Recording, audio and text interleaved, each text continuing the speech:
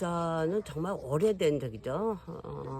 history of Korea's fermentation is quite long. It dates back thousands of years. And among the three Asian countries like South Korea, China, and Japan, South Korea has the longest history of the fermentation, as it is more than 3,000 years old. So the sauce is very precious and very valuable, to the extent that a princess, when she got married, would bring soybean paste and soy sauce as a marital gift. And in addition to that, the mothers in South Korea, when maybe their son goes to mandatory military service or when there is an important event, they would pour water onto these earthenware jars and then pray. This shows how much important the sauce culture was here in South Korea. So she's been making this for over 20 years, but it has about 10 years when she went to the countryside to engage in business for the sauces.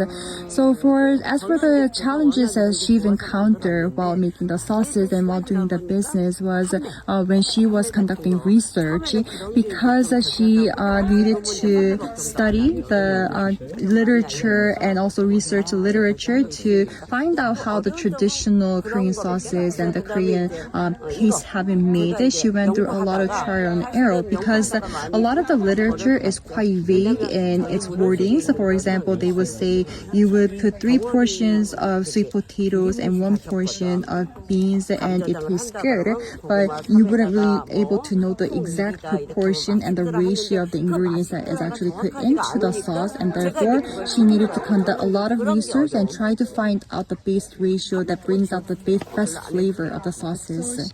The traditionally made sauces use the 3 ingredients of water, salt, and meju, which is fermented bean blocks, and this is fermented through time in nature. However, on the other hand, the sauces that is made in factories and just regular sauces that you will see in the market is done by just boiling the beans, and then they would put in the starter culture so as to expedite the process of fermentation, and it would only take 3 to 4 days for the fermentation, and then the sauce will be ready in as little as 3 days and up to 6 months period only. And another stark difference between these two sauces is the addition of additives. In the traditional sauces, no additive is included except for the 3 main ingredients of the soybean block, the water, and salt. However, because the factory-made sauces needs to make the sauce in a very short period of time, it does not have enough time for the fermentation and thereby does not produce a deep flavor. So they would include additives into the sauces to complement the shortage of flavor. 청감을 잃지 없죠. 네.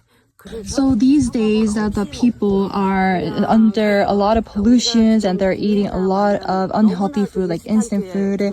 But the traditional sauces does not have any type of additives and very healthy. And you're able to consume the sauce as is from straight from the nature. And that is why it is very good for the health. And you can see she's very healthy, although she's older. So with good food, you can become healthy.